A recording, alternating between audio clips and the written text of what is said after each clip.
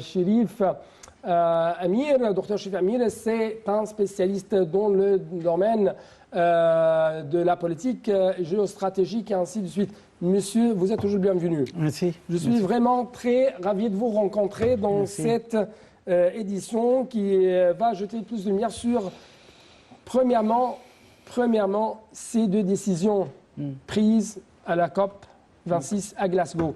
Est-ce que ces décisions sont à la hauteur de l'attente du monde, de l'attente de la population?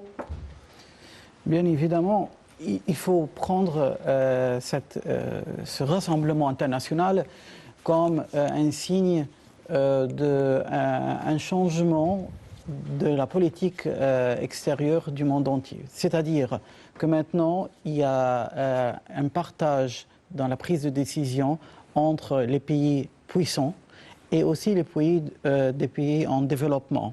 Et je crois que ce sont les pays en développement qui ont commencé à s'imposer par leurs efforts et par leurs projets et aussi malheureusement par leur crise sur la scène. C'est-à-dire que l'Égypte, par exemple, présente aujourd'hui un cas très important qui inquiète le monde entier. C'est que lorsqu'on parle du climat, bien sûr on parle aussi des pays comme l'Afrique, des pays africains, où il y a les forêts, où il y a aussi toutes les sources naturelles qui ont été exploitées au cours des dernières décennies. Alors, les décisions, est-ce qu'ils sont à la hauteur ou non? Bien sûr, ils ne seront jamais à la hauteur parce qu'il y a quand même un dérapage dans la volonté politique des pays occidentaux, qui sont des pays industriels, qui ont commencé à se plaigner du climat après qu'eux, ils ont commencé leur phase de production et ils ont participé, il faut le dire, dans la pollution du monde entier. Et d'autre part, l'Égypte et les pays africains, ainsi que les pays comme l'Inde, comme le Brésil, l'Afrique du Sud, ce sont des pays qui travaillent ardemment pour sauver leurs économies, pour se développer, pour donner de l'avenir à leur peuple.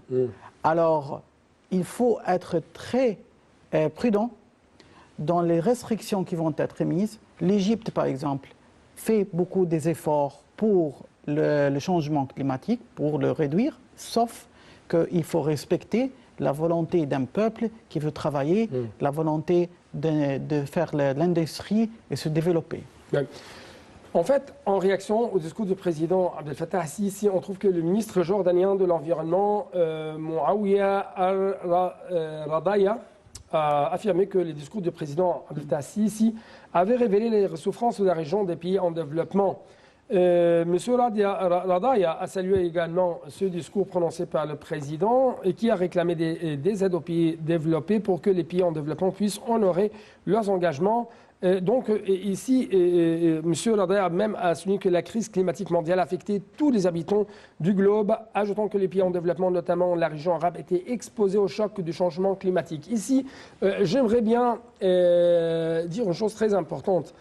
L'Égypte n'essaye pas de dire aux pays développés de donner des aides aux pays africains, mais plutôt de donner des investissements, de pomper des investissements au sein des pays africains pour lutter contre plusieurs fléaux, à partir de l'immigration clandestine, passant par la violence et le terrorisme, et enfin les changements climatiques. Bien sûr, c'est très pratique et c'est très intelligent et c'est très fidèle au peuple de réclamer l'investissement au lieu des aides monétaires. Parce que les aides, ça vient et ça part. L'investissement, ça reste. Et ça aide aussi à l'embauchement des jeunes dans ces pays. Si l'Europe, si les pays occidentaux veulent arrêter l'immigration clandestine, c'est ce que le président ici disait depuis des mois, voire des années, dans les conférences de jeunesse. C'est en fait la vision de l'Égypte proposée à la scène mondiale. En fait, que les jeunes soient capables à travailler sur le propre pays, à contribuer à la création d'un avenir chez eux. Pas souvent penser à l'Europe comme leur avenir et en même temps être exploités par la crime organisée qui travaillent dans l'immigration clandestine. Ouais. C'est pour cela, je trouve que le président Sisi a mis les points sur les i. Si vous voulez vraiment qu'on arrête les problèmes ou les crises au sein de l'Afrique, il faut aider l'Afrique avec l'investissement, il faut aider les pays du Moyen-Orient avec les... Il faut créer un bon avenir. Bien sûr. Un climat propice aux investissements, propice même à avoir des énergies vertes à partir de l'Afrique. Permettez-moi de vous dire que le premier pays à montrer cet exemple, c'était l'Égypte en Libye. Ouais. C'est que le Premier ministre Mostafa Madbouli, lorsqu'il a effectué la visite là-bas, c'est-à-dire qu'on a commencé à organiser des compagnies égyptiennes à travailler là-bas, la solution pour les pays perturbés par la guerre, par les crises économiques, c'est de contribuer à créer les forces de travail, à créer les possibilités d'emploi, que les jeunes trouvent qu'ils peuvent travailler. Bien sûr, s'ils veulent garder le secteur du changement climatique et des ressources renouvelables, c'est le fardeau du gouvernement. D'ailleurs, le président Sisi a montré que maintenant, jusqu'à 2025, on aura 50% de travail sur l'énergie verte. Jusqu'à 2030, il y aura 100%. Et ce sont des accomplissements très impressionnants, en fait. Et cette transformation vers l'énergie verte, vers l'économie verte. Ça coûte cher, d'abord. Ça donne beaucoup d'efforts, ça réclame beaucoup d'efforts. Mais permettez-moi aussi de dire que tout ça, c'est sous les yeux de la communauté internationale. Ils peuvent venir en Égypte et voir par leurs propres yeux ce qui se passe dans les projets, dans l'infrastructure de l'Égypte. Ce qui rend en fait l'Égypte très attractive aux yeux de la communauté internationale, parce que, par exemple, le président Sisi a dit qu'il y avait des obligations vertes qui ont été proposées dans les bourses internationales et qui ont attiré beaucoup d'investissements et de financements. Oui, bien sûr. Il y a maintenant avant, il y avait deux éléments fondamentaux pour l'investissement. C'était l'infrastructure et la sécurité. Nous, on a travaillé ardemment sur les deux. On a réussi à faire un résultat de 100% sur cette affaire. Et alors maintenant, le comité international est sorti et pour l'énergie renouvelable et pour sauver l'environnement. On a dit, on est prêt aussi. On a commencé, le président Sisi a commencé à travailler sur ces projets. Et maintenant, lorsqu'on est au COP25, alors c'est très clair que l'Égypte est un poids lourd dans les pays de développement qui ont montré qu'ils ont fait l'effort et qu'on mérite pas les aides monétaires. On n'a pas besoin de ça, mais on a besoin de l'investissement, de la coopération, parce que ça va aider l'Europe. De la localisation des industries, de la technologie. Ça va aider l'Europe, ça va aider dans le combat du terrorisme, parce que les jeunes auront de l'embauche, ils ne seront pas recrutés par les éléments terroristes. Deuxièmement, le crime organisé ou l'immigration clandestine, ça va s'arrêter. Ça va donner aussi aux Européens un changement de délocaliser au lieu d'aller en Chine ou en Inde. Pourquoi seulement traverser la Méditerranée et travailler et trouver des usines, créer des usines en Égypte. Et je crois que l'Égypte, maintenant, offre à la communauté internationale un plan très solide, très bien étudié, avec un leader charismatique et très franc dans ses paroles. C'est le président Sisi, parce qu'on ne fait pas des cadeaux. C'est-à-dire, on parle honnêtement, on ne fait pas le chantage que la Turquie fait, par exemple. On essaye d'arriver à une situation de gagnant-gagnant. Voilà, c'est ce qu'on fait. Le président ici propose les solutions, mais en même temps, comme il a dit, on connaît nos devoirs, mais en même temps, on a aussi des choses à recevoir en réciprocité. Permettez-moi de même reformuler votre dernière phrase. On ne propose seulement, on impose cette vision très claire, très déterminée de l'Égypte en ce qui concerne comment lutter ou même traiter les différents problèmes dont souffre le monde africain, le monde arabe. C'est grâce à la mentalité administrative de l'Égypte actuelle, c'est que tout est selon un calendrier. C'est une méthode très pratique et qui attire les Européens aussi. C'est tout On a vu le président ici, lorsqu'il inaugure un projet, il demande la première question, quand est-ce que ça va se terminer?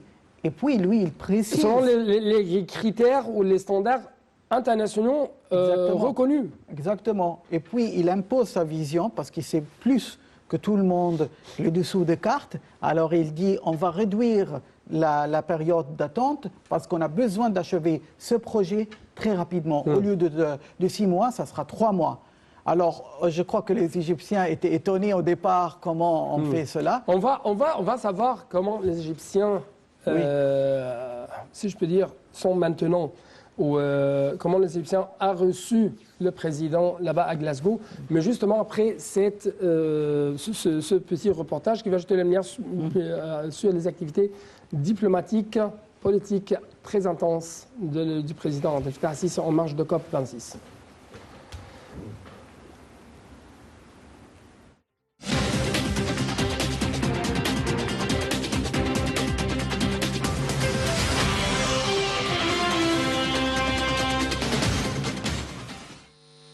Le président Abdel Fattah al-Sisi s'est réuni dimanche à Glasgow avec le chancelier autrichien Alexander Schallenberg et l'a félicité pour sa prise de fonction, soulignant la volonté de l'Égypte de continuer à renforcer les aspects de la coopération bilatérale avec l'Autriche dans divers domaines, notamment le commerce, l'économie et le tourisme. De son côté, le chancelier autrichien a affirmé son honneur de rencontrer le président al-Sisi, signalant la volonté de son pays de continuer à renforcer ses relations avec l'Égypte, qui représente un pilier essentiel pour la stabilité et la sécurité du Moyen-Orient et de la région méditerranéenne, louant les efforts appréciés de l'Égypte dans la lutte contre le phénomène de l'immigration clandestine, le terrorisme et l'idéologie extrémiste. Ils ont également échangé les points de vue sur les développements les plus importants de la cause palestinienne, ainsi que la question du barrage de la Renaissance. En marge de sa participation lundi à la COP26, le président al-Sisi a eu plusieurs rencontres avec plusieurs personnalités distinguées. Il a rencontré le Premier ministre des Pays-Bas, M. Mark Rutte, et ils ont examiné les moyens de faire progresser les relations entre les deux pays dans les domaines d'intérêt commun, notamment les échanges commerciaux, le tourisme et l'immigration, en plus de la coopération existante dans le domaine de la gestion de l'eau, ainsi que de bénéficier de l'expertise néerlandaise dans des projets liés au système d'irrigation et à l'agriculture, ainsi que dans le domaine de la gestion portuaire et du renforcement de la coopération existante entre le canal de Suez et le port de Rotterdam.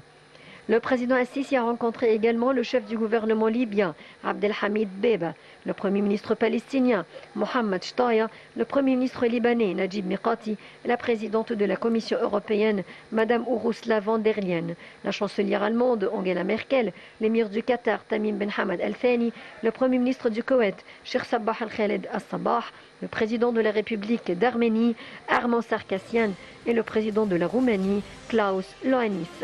Le président al-Sisi a aussi rencontré le président Félix Tshisekedi, président de la République démocratique du Congo. Les deux présidents ont exprimé leur satisfaction du niveau distingué de relations bilatérales, que ce soit au niveau de la coordination et de la concertation politique ou au niveau de la coopération économique.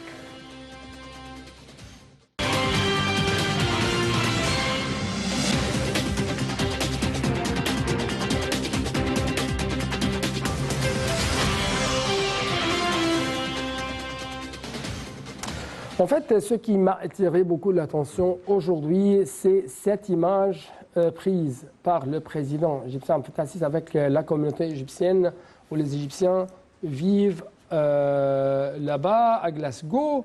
En fait, devant son siège, il y avait des échanges de saluts et de salutations entre le président et ceux qui représentent son peuple. Donc, comment vous avez réagi à cette scène ? Qu'est-ce que ça veut dire ? C'est la fierté de la communauté égyptienne partout, ce n'est pas uniquement à Glasgow, de cette personnalité charismatique qui a pris en charge les affaires de l'Égypte dans un moment très difficile, mais avec beaucoup d'audace et une détermination redoutable. Alors, je crois que les Égyptiens à Glasgow, ils étaient très heureux de voir pour eux un l'héros que les gens là-bas admirent aussi, parce que comment tout le monde parle, comment l'Égypte a pu continuer dans la tempête du printemps arabe, a pu surmonter le terrorisme, a pu vraiment arriver à un point où c'est devenu le pays le plus stable, le plus ouvert et le plus sécurisé au Moyen-Orient. Alors je crois que les Égyptiens, ils sont fiers de leur leader. C'est un message très clair. Jamais c'était organisé parce qu'on ne peut pas organiser ça. Je crois qu'il y avait un autre message. Le président n'est pas seul. N'importe où, dans quel pays ou dans chaque pays, il y a toujours cette communauté qui va dire qu'il y a un soutien populaire. Monsieur le Président ne marche seul dans ce trajet même de réforme subi par les Égyptiens, supporté par les Égyptiens. Je me souviens lorsqu'il y avait, avant l'inauguration du canal du Suez, le nouveau secteur, le président ici est allé à une des banques pour encourager les Égyptiens à acheter les actions pour ce projet. Et quelqu'un a interpellé le président, lui a dit « Dieu avec vous, monsieur le président ». Et le président a répondu « Non, Dieu est avec nous, parce que nous sommes une équipe, un seul peuple qui va travailler ensemble ». Et le président l'avait dit à plusieurs reprises. Le président Sisi, je ne peux pas faire quelque chose sans vous. Vous êtes le soutien de cette nation et je suis fier de vous. Et je vous salue parce qu'on a arrivé à ce qu'on est arrivé grâce à vos efforts. Je crois que le président est une énergie très positive dans les veines de l'Égypte. Il donne le courage, l'audace. Et je crois que les Égyptiens, en dehors de l'Égypte, ils souhaitent revenir encore en Égypte, voir par les yeux, non pas seulement sur les écrans, mais à leurs propres yeux, ce qui se passe en Égypte avec le succès de l'infrastructure et la sécurité. Autre scène, d'après la presse nationale, la relation entre l'Égypte et la RDC du Congo représente un modèle à suivre. L'Égypte a pour la première fois inauguré des projets d'agriculture et de développement dans de nombreux pays africains, que ce soit en Tanzanie, que ce soit en Congo, que ce soit au sud du Soudan, et même on a proposé beaucoup d'aide à nos amis en Éthiopie. Et je crois que maintenant, c'est le fruit de tous ces efforts, parce que la République démocratique du Congo a reconnu que l'Égypte a participé dans beaucoup de projets pour la stabilité de ce pays et qui a aidé vraiment le gouvernement là-bas à surmonter beaucoup de problèmes. Nous avons travaillé avec tous ces pays voisins dans les bassins du Nil parce qu'on a trouvé, et je crois que le président a très bien saisi l'occasion, c'est que nous participons ou nous partageons ensemble un seul avenir, la source de l'eau du Nil et la production d'agriculture, ainsi que la construction des hauts barrages là-bas.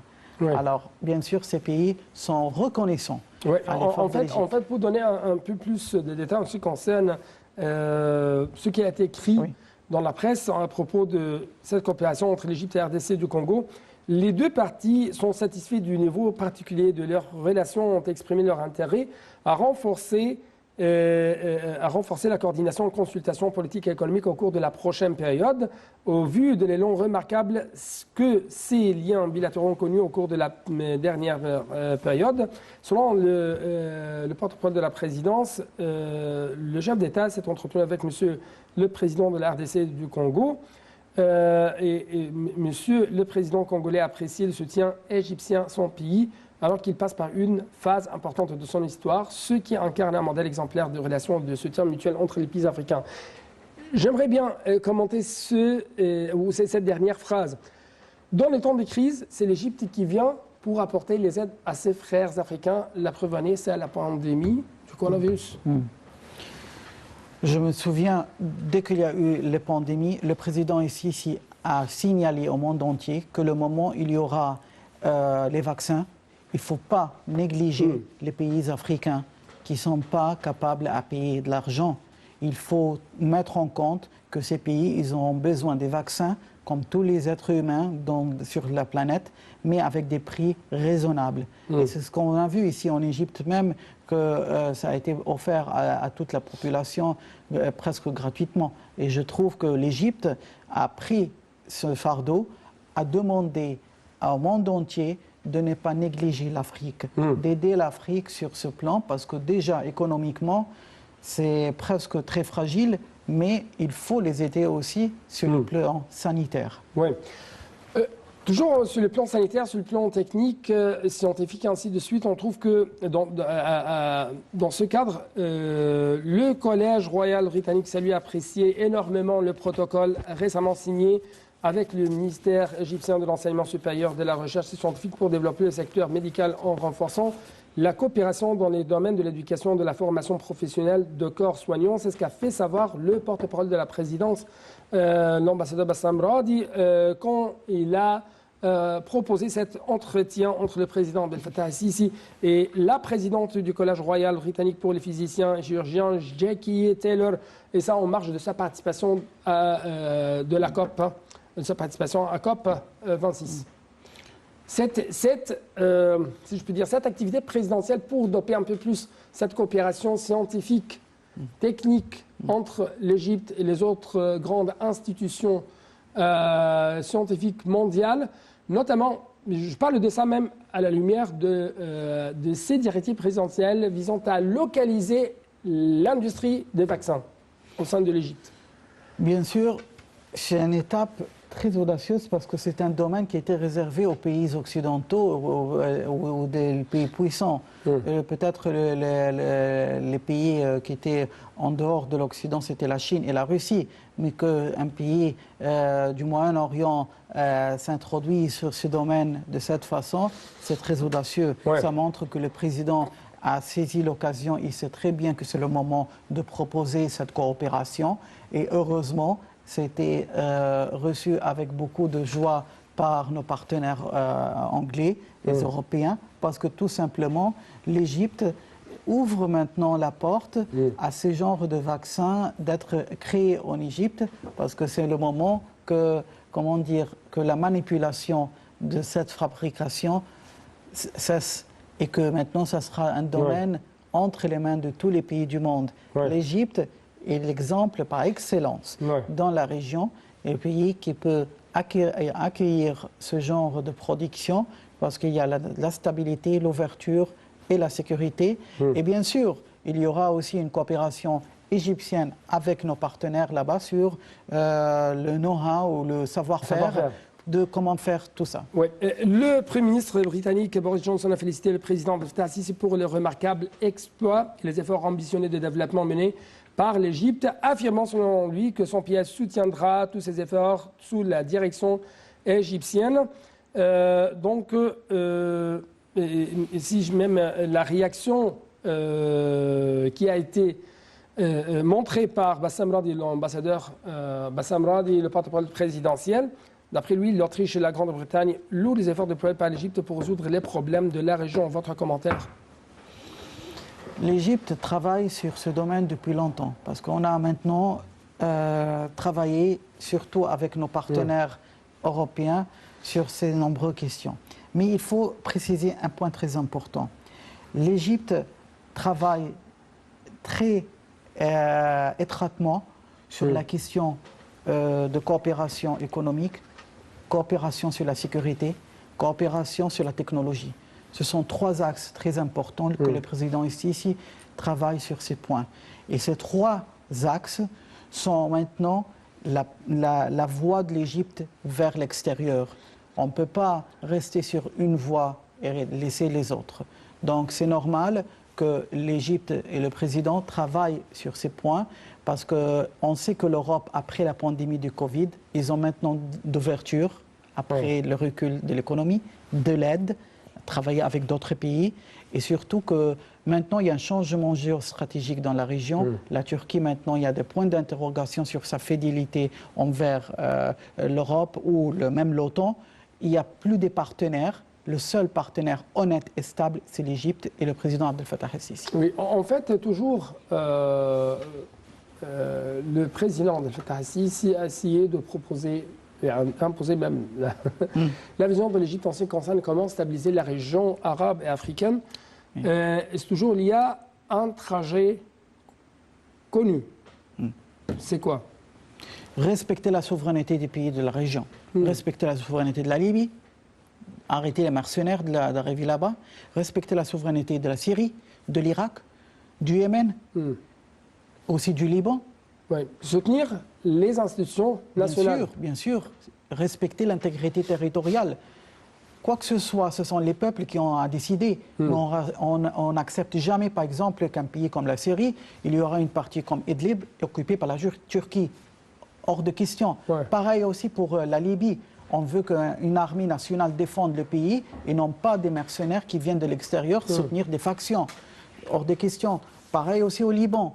On veut qu'un pays soit stable dans les bras de ses frères du pays du Golfe et non pas en concurrence, que le Hezbollah et l'Iran soient de côté pour que le Liban puisse continuer son développement. Déjà, ils ont tellement de crises, il faut passer à autre chose. Ouais.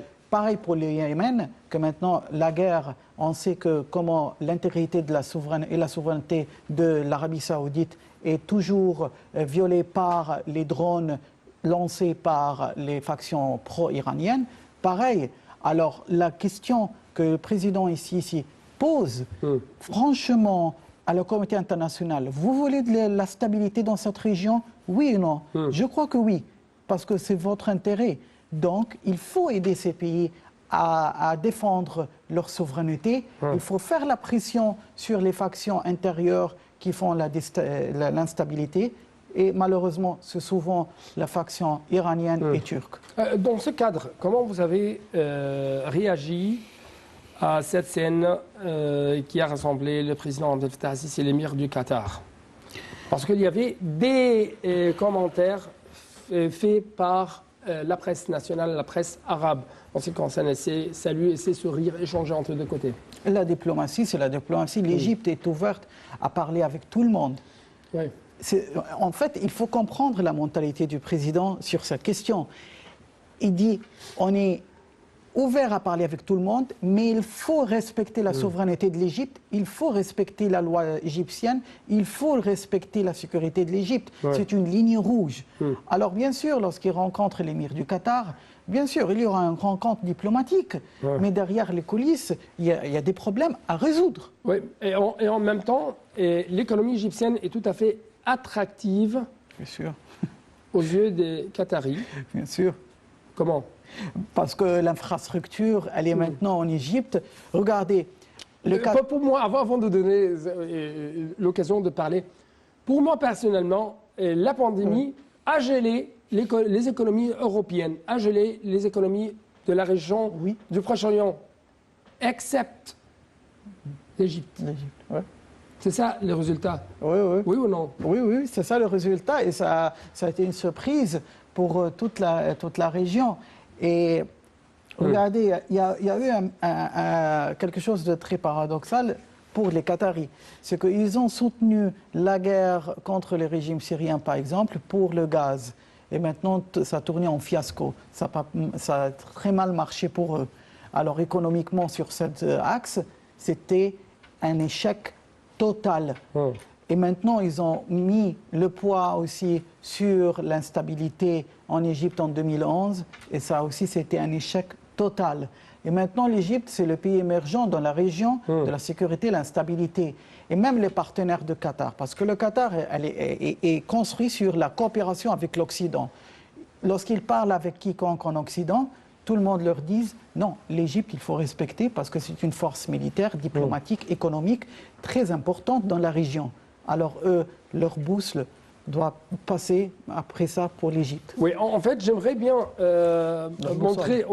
oui, il me reste presque 10 minutes. J'aimerais bien montrer aux gens comment les différents pays du monde essayent de se rapprocher de l'Égypte. La preuve en est, c'est cette dernière visite effectuée par M. Klaus Iohannis, le président de la République de la Roumanie.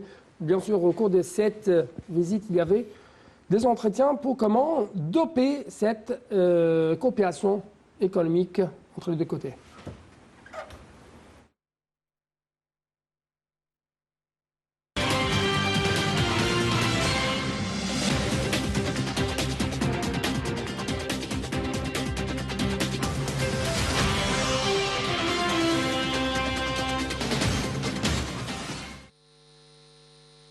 Le président Abdel Fattah el-Sisi a reçu mercredi dernier au palais d'Al-Ittihadiyya le président Klaus Iohannis, président de la République de Roumanie. Les deux homologues ont tenu une séance d'entretien bilatéraux suivie d'une autre élargie comprenant les délégations des deux pays. À cet égard, le président el-Sisi a souhaité la bienvenue au président roumain, saluant les relations bilatérales historiques entre les deux pays amis, tout en exprimant son aspiration à renforcer la coopération à la lumière des relations bilatérales croissantes et de l'échange de visites de haut niveau, faisant également référence à sa visite à Bucarest en juin 2019, étant la première du genre pour un président égyptien en Roumanie depuis 15 ans. Le président roumain a pour sa part affirmé sa joie de visiter le Caire, remerciant le président el-Sisi pour l'accueil chaleureux et la généreuse hospitalité, exprimant son souci de poursuivre la coordination et la consultation entre les deux pays amis dans divers domaines, ainsi que développer et de renforcer les relations de la Roumanie avec l'Égypte, qui se caractérise par ses grandes histoires et civilisations.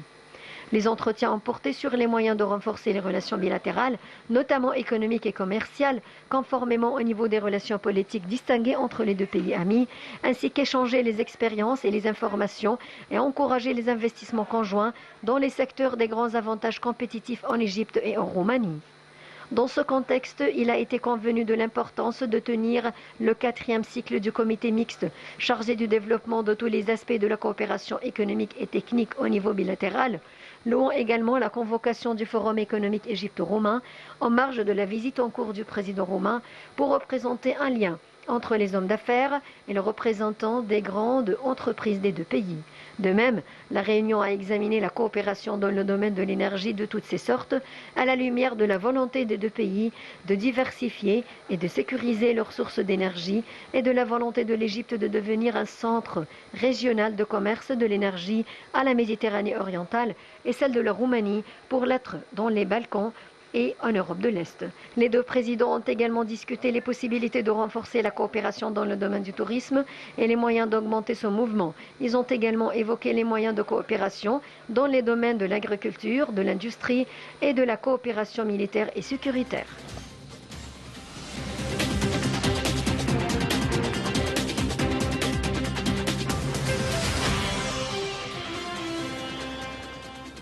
Donc très rapidement, à quel point vous trouvez que l'Égypte est devenue un partenaire fiable aux yeux de tout le monde et comment vous commentez ce rapprochement entre l'Égypte et les pays de l'Est, non seulement de la Roumanie, mais aussi de Visegrad? C'est une étape diplomatique de l'Égypte très intelligente parce qu'on sait que ces pays ont un poids au sein de l'Union européenne. L'Europe maintenant cherche des partenaires au-delà du vieux continent et je crois que ces partenaires de l'Europe de l'Est comme la Hongrie, déjà le président ici, il a d'excellentes relations personnelles avec Viktor Orban en Hongrie et aussi avec son homologue roumain lorsqu'on a vu maintenant. Donc tout ça, ça donne du poids à l'Égypte lorsqu'il y aura des coopérations commerciales avec l'Europe. Ils votent pour l'Égypte, ils soutiennent les positions de l'Égypte et ils encouragent les partenaires de l'Europe occidentale de lever certaines restrictions et de travailler avec l'Égypte sur le niveau commercial. Parce qu'il y a une sorte de confiance mutuelle entre les deux côtés. Mais toujours, ils essayent de se rapprocher de l'Égypte parce qu'ils savent que l'Égypte, c'est une porte très essentielle pour le monde arabe et le monde africain du point de vue économique. Il est plus stable. C'est le seul pays stable dans la région, le seul pays qui a de l'infrastructure et le seul stable pays... et fort. Bien sûr, stable et fort. Fort stratégiquement. Militairement, économiquement, diplomatiquement. Et en plus, il y a un président fiable avec qui ils peuvent parler honnêtement et savoir qu'il a de la vision, parce qu'il avait de la vision pour... Des visions sincères, des visions déterminées, des visions qui sont convenables à la réalité des choses. Et gagnant-gagnant. C'est-à-dire, ce n'est pas uniquement l'intérêt de l'Égypte, c'est l'intérêt de l'Égypte et nos partenaires. On n'essaye pas de faire des chantages, mais seulement gagnant-gagnant. Respecter les intérêts et les valeurs de notre pays, et ça sera la même chose envers vous. Oui. À la lumière de cette dernière phrase, encore une fois, comment vous avez vu la position, entre guillemets, ferme de l'Égypte envers Gerd ou le barrage de l'Éthiopie, et ça à la lumière de ces déclarations faites par le président Abdel Fattah el-Sisi en marge de COP et même dans les préparations pour COP 26. Et toujours en réaction, par exemple, à l'intérieur de l'Égypte, on parle que parmi les changements climatiques subis par l'Égypte, c'est la pénurie de l'eau. Je répète un seul mot que le président ici, il avait dit. Existentiel. C'est une question de l'existence. Question existentielle. De l'Égypte et de la souveraineté de Du Nil. l'Égypte. Bien sûr, et aussi de l'Égypte, parce on sait que la seule source de l'eau, c'est le Nil. Et jamais l'Égypte a transgressé toutes les coopérations ou les accords internationaux, que ce soit avec le Soudan et l'Éthiopie. C'est la première fois que ça se passe. Alors la position ferme, c'est selon le droit international. On a deux axes. Le président, il a dit, on est ouvert depuis 10 ans au dialogue. Une décennie. Une longue décennie. Dialogue. On n'a jamais changé notre position, mais en même temps, on est lié à la loi, le droit international qui nous donne le droit de garantir le flot de l'eau. Et on ne va jamais renoncer à ça. Et d'ailleurs, comme vous dites, le changement climatique en Égypte, c'est à cause du barrage. Je crois que l'Égypte maintenant avait raison à dire à tout le monde qu'il y avait eu des erreurs énormes dans la construction de ce barrage. On a entendu maintenant qu'il y a maintenant des problèmes dans le sol sur lequel a été construit ce barrage. Donc il y a un problème géologique. Un problème qui menace les 150 millions de personnes. Par les inondations. Par les inondations, par la destruction des champs, par la destruction des maisons. Qui va gérer tout ça? Ce sera une catastrophe climatique jamais vue dans le monde. Et d'où provient même cette alerte toujours lancée par l'Égypte en ce qui concerne, faites attention, la sécurité régionale va être menacée par les changements climatiques, par les questions de l'eau. Oui. N'est-ce pas? Oui. Je dois vous remercier infiniment. Merci. Merci beaucoup pour de tels éclaircissements de votre part. Malheureusement, nous arrivons à la fin de cette édition, mais avant de vous quitter, permettez-moi encore une fois de vous dire que j'étais vraiment très ravi d'être avec vous pour commenter de telles scènes et de telles activités. Merci beaucoup. Merci. Il y avait des scènes, des activités très intenses de la part du président égyptien Fattah al-Sisi sur la scène internationale et sur des points essentiels, des points très épineux pour l'Égypte, notamment en ce qui concerne le changement climatique et la question de l'eau. Merci, à la prochaine.